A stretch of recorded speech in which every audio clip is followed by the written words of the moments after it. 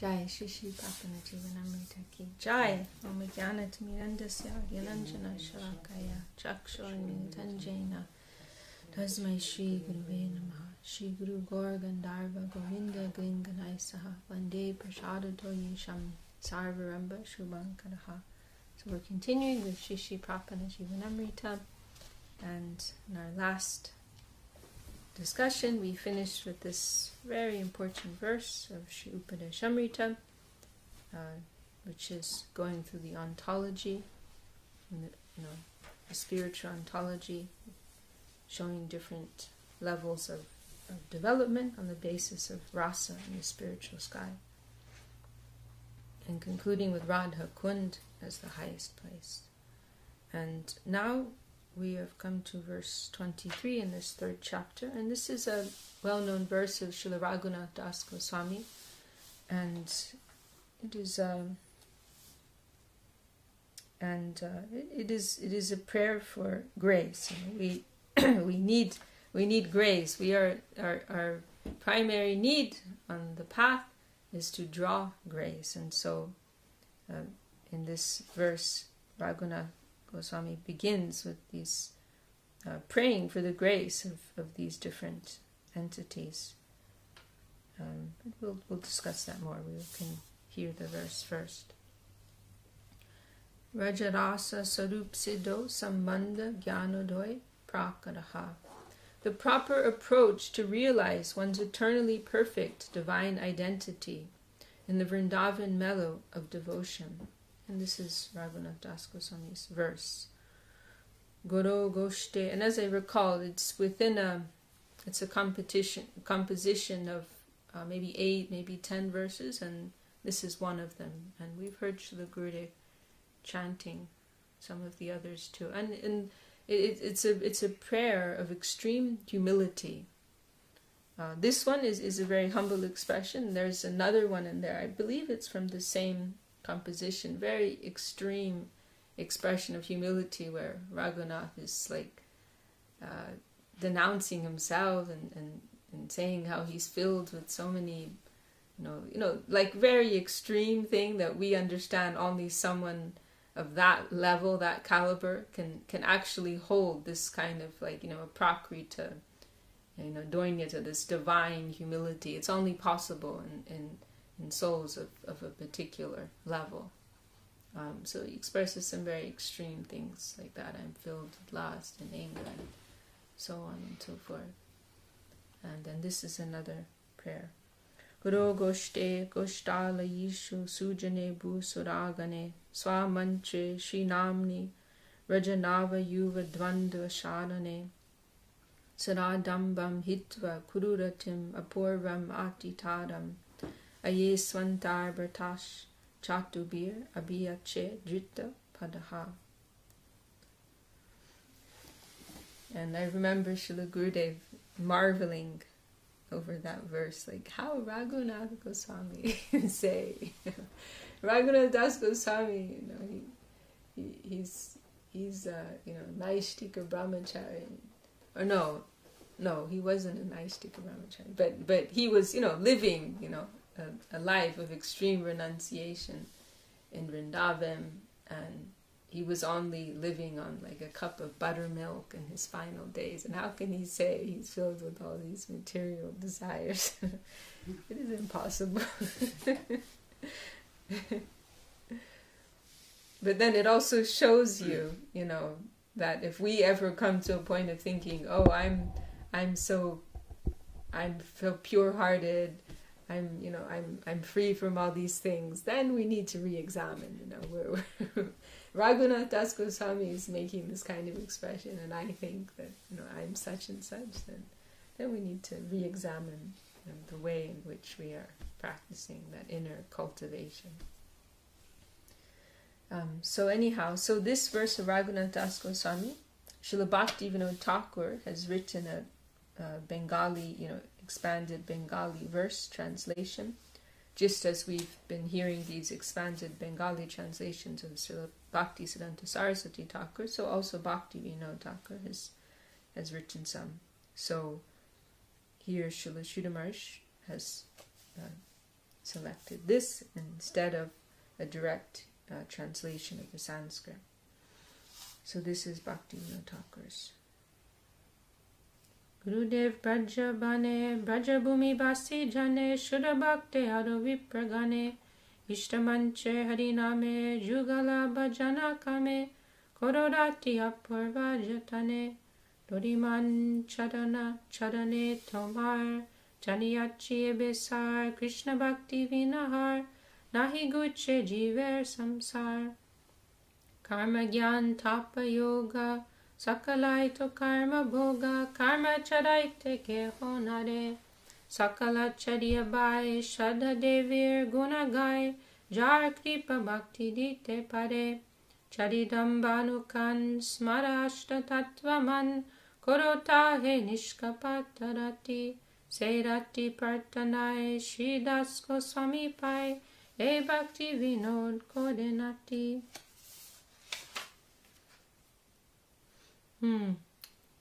It's interesting because this Bengali translation, it's actually like Bhakti Vinod Thakur. He's like Raghunath Das Goswami is presenting himself in this like very humble way, and then Bhakti Vinod is like adding his own prayer there, like to Das Goswami. So it's actually like very helpful for us, because when we hear these extreme expressions of humility from the Vaishnavas, it's not necessarily helpful for us, because it's not enabling us to really appreciate what is their position. I heard that Bhaktivinoda Thakur, he wrote some kind of autobiographical text about his own life, but we've heard that Srila Saraswati Thakur gave some warning to his followers that it won't necessarily be helpful for you to read that, because the Vaishnava is not presenting themselves in their true glory. They're presenting themselves in this very humble mood, so that's not actually so helpful for us in terms of appreciating who they are. So this presentation's actually very, very nice, because we're Bhaktivinoda Thakur, who has proper appreciation who Das Goswami is, who Raghunath Goswami is. He's coming from his angle, like of appreciation, and then putting himself in a humble position.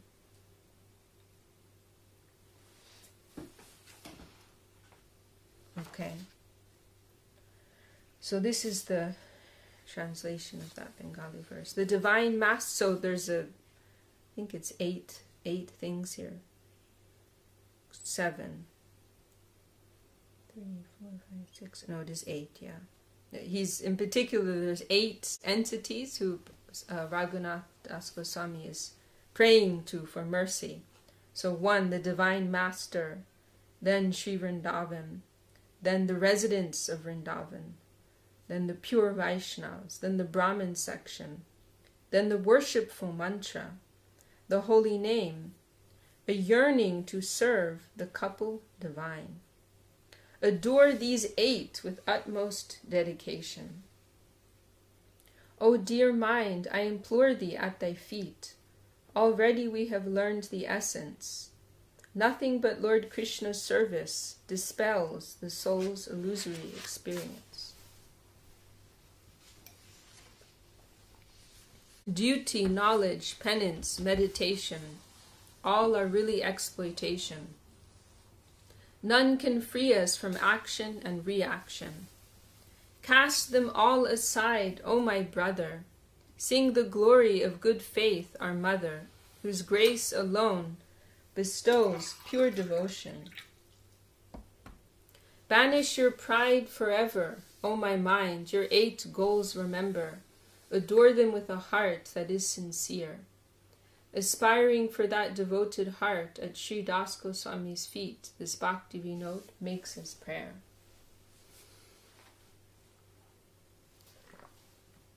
So Das Goswami, he is presenting himself as praying for these things, but Bhaktivinoda Thakur is coming and saying, actually, he can give us these things.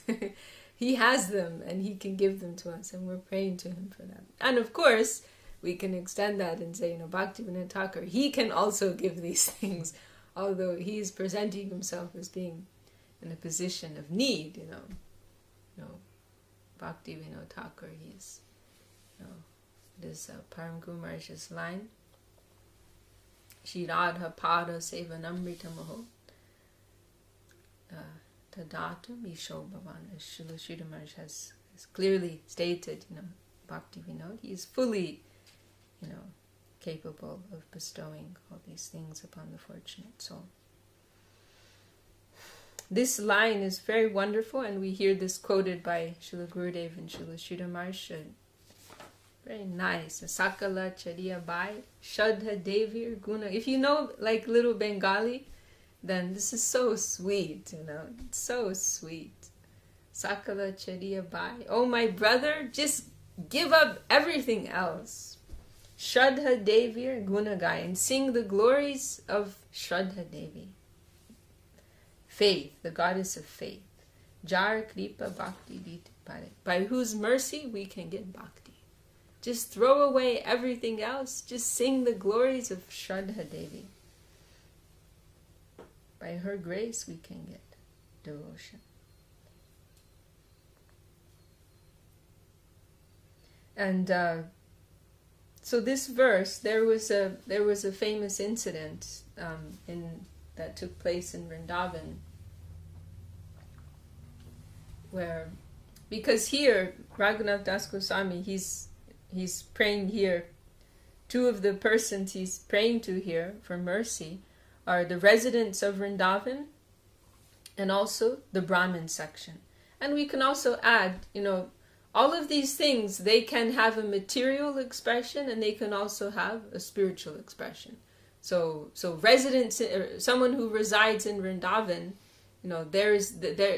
that's a matter of consciousness. Somebody may be there living on the surface of Vrindavan, living within their material plane of consciousness. But here, of course, is being referred to the pure Brajabasis, those who are actual residents of actual Vrindavan. And then also the Brahmin thing here. This is interesting because often we're like kind of knocking the Brahmins, like, oh, we're against all of that, But actually, they have their prakrita form. They have their spiritual expression. And Krishna likes the Brahmins, actually. What is that prayer? Namo Brahmanya Devaya. Gurudev liked that prayer very much. Namo Brahmanya Devaya Go Brahmana Hitaya Cha. That this prayer to Krishna, who is the Lord of the Brahmins. So the Brahmins have their spiritual form, and these qualities that Brahmins are supposed to have, they're actually very wonderful qualities. When they are expressed in the spiritual way, not just in terms of material knowledge, or material learning, but that can have its spiritual, expression, spiritual knowledge, spiritual revelation, like that, and all of these nice sattvic things, they can have their spiritual form. So here, that's what's being referred to. And so there was one very foolish person in Vrindavan.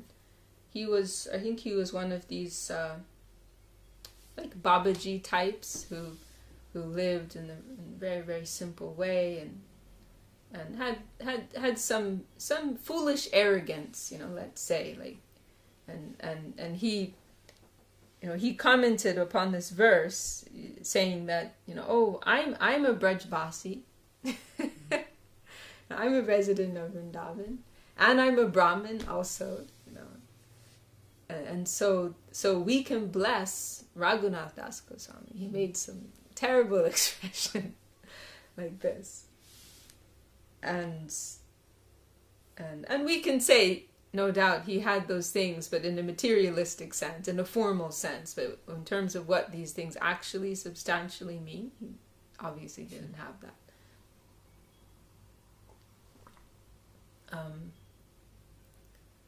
So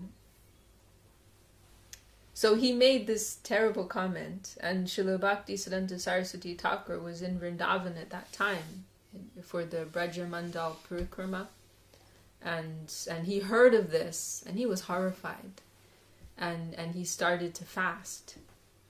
He said, until there's some rectification, there's some apology for this, then I won't eat anything.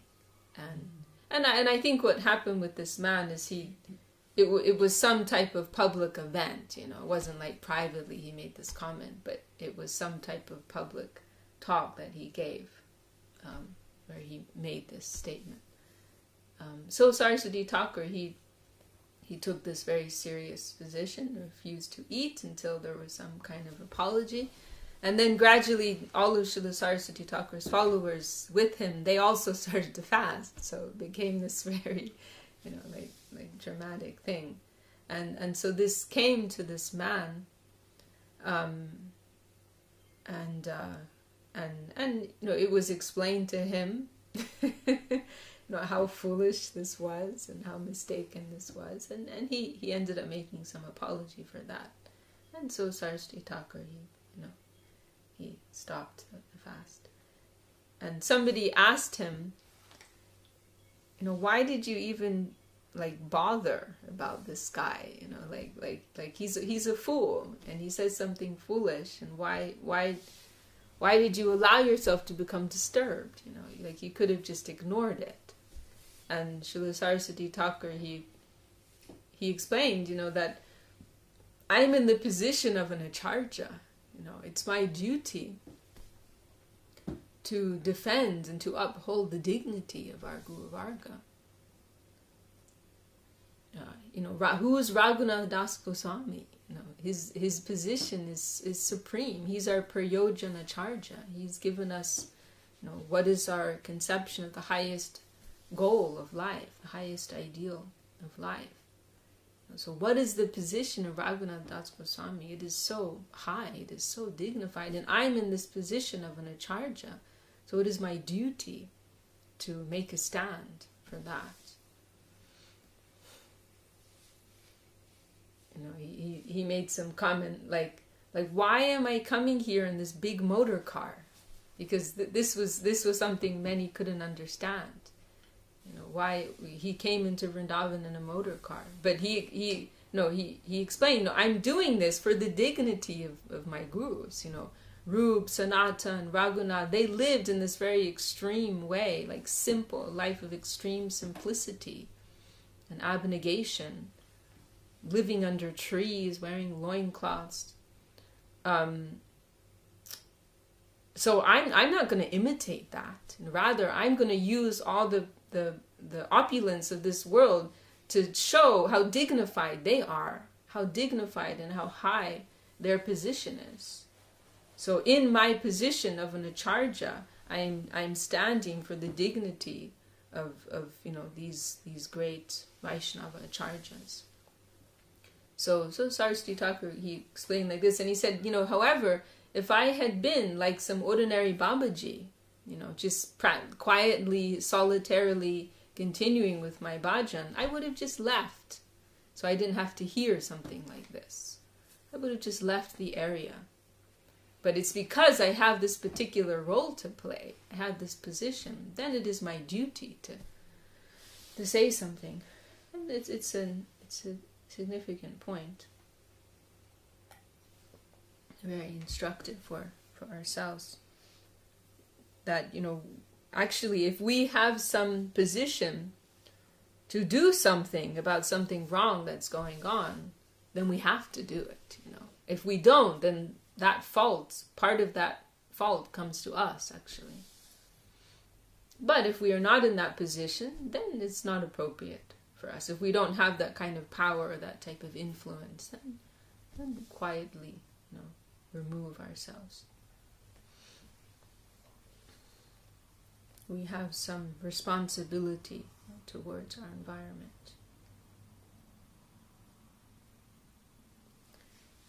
So this is the prayer of Srila Raghunath Das Goswami.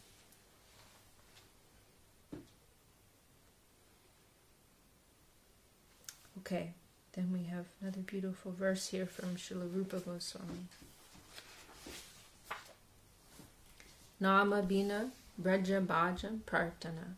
A prayer to taste the nectar of devotion in Vrindavan. Braja Ras. Non-different from serving the holy name in pure devotion. Nama Bhajan. O Agadamana. O Jishu. These are all names for Krishna. O Agadamana. Oh, I didn't read the Sanskrit, sorry. This is the Sanskrit. Agadamana, Yashoda Nandano, Nanda Suno, Kamala Nayan, Gopi Chandra, Vrindavanendra, Pranata Karuna Krishnav, Ityeka Swarupe, Tvai Mamaratir Ucher, Vardatam Namadeya. O Agadamana, O Jashoda Nandana, O Nanda Suno, O Kamala Nayan, O Gopi Chandra, O Vrindavanendra, O Pranata Karuna, O Krishna. You have appeared in many divine forms, such as these. Therefore, O Lord, who are known by these holy names, kindly let my fondness for you flourish. So, Param Gumar, he points out in his illumination here, what's being referred to here is all particular names of Krishna in Braja Leela, right, in Vrindavan. So, particularly, that Krishna. Agadamana, the killer of the Agasura demon. Jashoda Nandan, the son, Mother Jashoda. Nanda Suno, I think must be son of Nanda. I'm not sure that word, Suno. Kamala Nayan, lotus-eyed one. Gopi Chandra, the moon of the gopis. And in that, we sang this the other day, that beautiful song, Vibhavadi Shesha, that last verse is so beautiful. How does it go? That very last verse. Jamuna Jivana Keli Parayana Manasa Chanja Chakora. Manasa Chanja Chakora. That he is the moon of the, because there's the chatak bird, right? The chatak bird is more well known for only taking the fresh falling rainwater, right? But there's also the chakora bird, which is described, which only lives on moonlight. And so in this song, the Braja Gopis, they are compared to these chakora birds, which only live on moonlight, and Krishna is that moon. So he is the moon of the minds of the Braja Gopis, who are like chakora birds, who only live on that. That's all they live on. That's how they sustain themselves. So Gopi Chandra, he is the moon of the gopis. Vrindavanendra, he is the Lord of Vrindavan. Pranata Karuna, he is merciful to the surrendered. And Krishna. You have appeared in many divine forms, such as these. Therefore, O Lord, who are known by these holy names, kindly let my fondness may flourish. And that Jamuna Jivan, that so beautiful, that verse. Jamuna Jivan, he is the life of the Jamuna river. Keli Parayana, he is the life of divine pastimes, something like that. Manasa Chanja Chakora, and then Nama Sudarasa, Gau Krishna, Jasha, Rako Vachana Manamona. That, oh my mind, listen to my words here. Nama Sudarasa, Gau Krishna Jasha. Now, always take the nectar of this holy name and chant the glories of Krishna. Sing the glories of Krishna. Gao Krishna, sing, tell the glories of Krishna. He's ordering his mind. Listen to me. Just drink this. Take this. Wonderful, wonderful thing, and don't do anything else. Okay. So as we've been mentioning, there's some development here. We see Param Guru Maharaj has some system here, and how the order in which he's presenting. So now, at the conclusion of this chapter, how is he beginning? I mean, it's just perfect. As we said, everything Srila Sridhar Maharaj does is so perfect. So what is he concluding with? He's concluding with Vipralamba. He's concluding with this principle of separation. This is the high. If we're conceiving of what is favorable, accepting what is favorable, this is the most favorable thing. This is the highest thing. This are, our gurus have told us, Vipralamba, this is the highest conception in existence. It's higher than union. This is a deeper, a more profound thing than union. So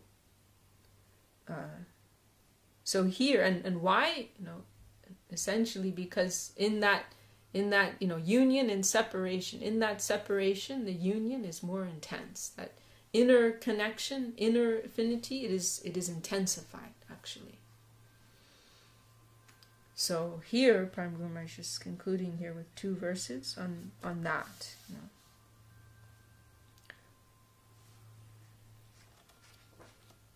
And there's a very beautiful talk of Param Guru Maharaj where he's discussing this principle and saying that the idea here is that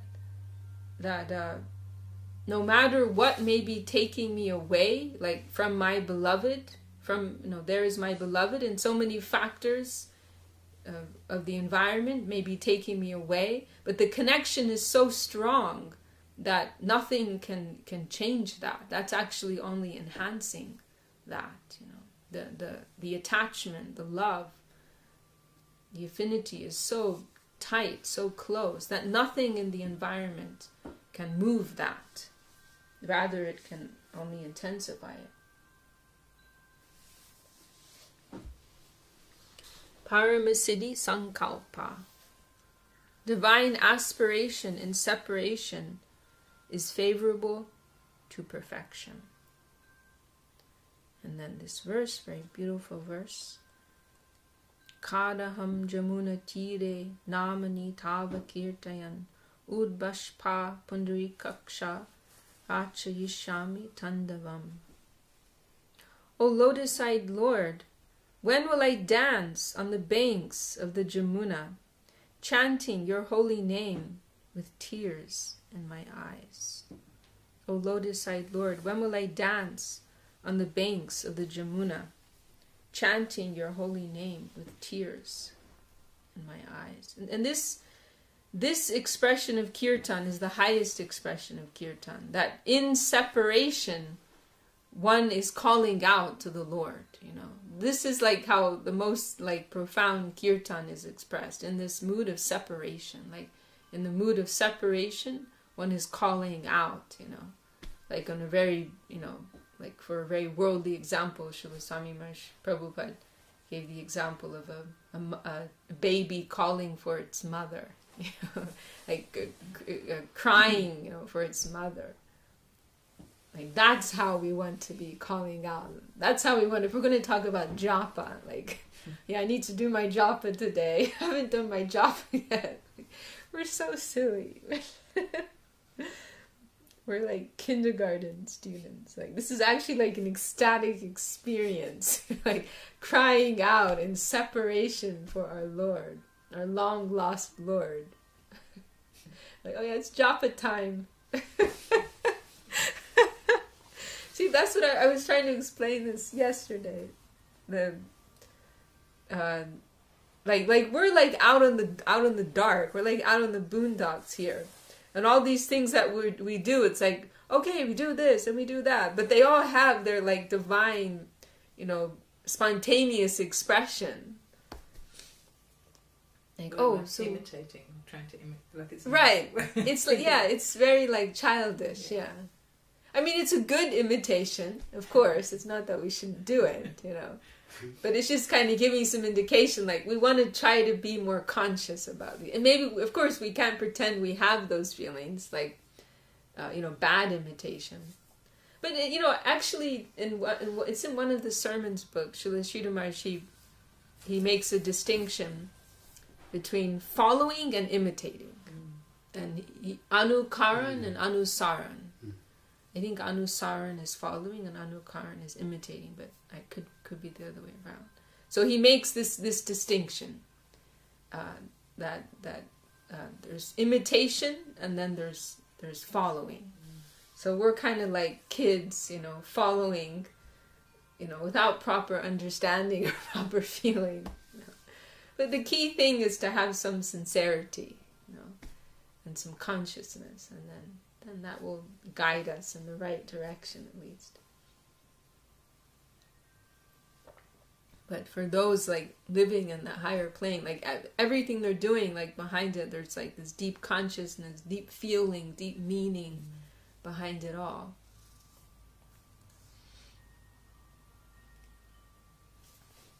Srila Maharaj, there's one place where somebody's like really pressing Srila Sridhar Maharaj about like the importance of chanting japa, and his main question was is it enough for me to chant 16 rounds every day and distribute some books? Is that enough for me to go back to Godhead?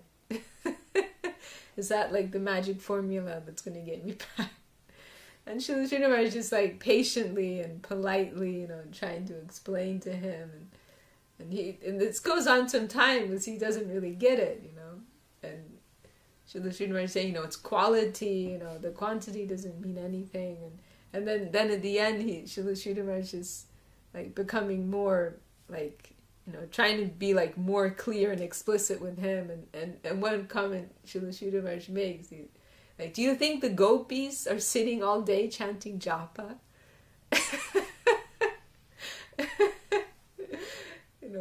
He says one name is enough to send them mad. One name is enough to send them mad. They don't need to sit and chant their 60 rounds.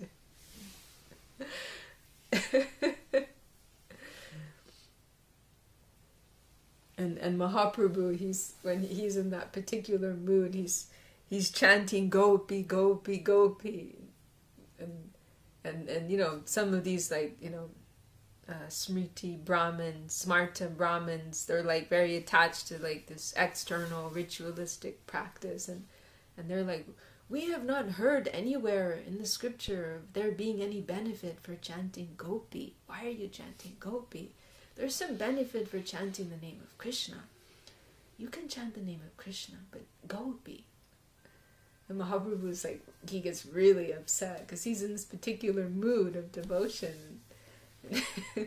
He's like, Krishna, I don't want to hear about Krishna. He's a woman hunter and he breaks the hearts of so many gopis. I don't want to hear about Krishna. The gopis, how dignified they are, how great, how high is their devotion. Don't come to me about Krishna.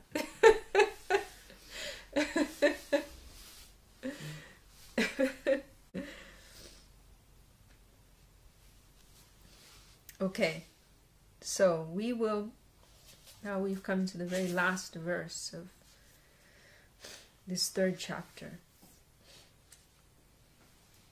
Vipralambe milana siddho nama bhajananukulyam.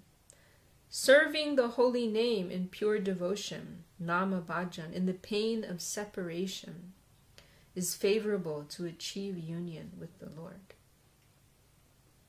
And this is Shikshashtakam, verse 6, 6th verse of Shikshashtakam.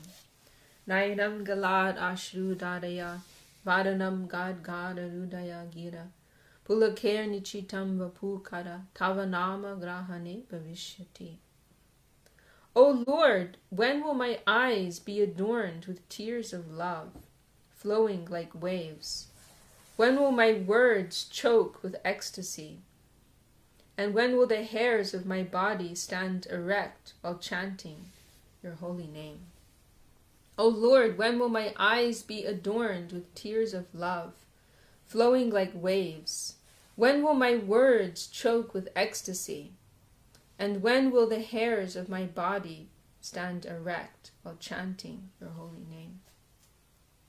And what's really being expressed here is not like, when will I experience all of these like symptoms, like some, like thing of self-gratification, but it's more, it's rather, when will I have such deep love for you that in separation from you, like that a longing for, yeah, well, a longing for this, for having not this like physical state or physical condition, but that as a result of being separated from you, such intensity of feeling will, such pain of separation will arise inside of me, and all of these symptoms will come as a result of that. My love is so intense that all of these things will come as like, byproducts of that.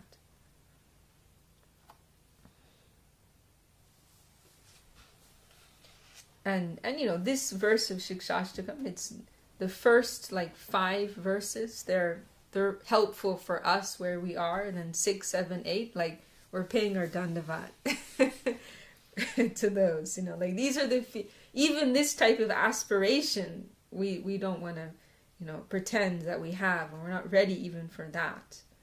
But we are worshiping that. We are offering incense to that type of pure and sincere aspiration. Iti Shri Prapanna-jivanamritam Shri Bhakta-vachanamritan Targata Anukulyasya Sankalpa Nama Chityo Jaya. Thus ends the 3rd chapter, acceptance of the favorable words of nectar from the devotees and life nectar of the surrendered souls, positive and progressive immortality. Okay, so we've completed the 3rd chapter, as I just said, as we just said, and we'll come to the 4th chapter, rejection of the unfavorable tomorrow. Jai Shila Gurudev ki Jai, Param Gurudev ki Jai. Okay.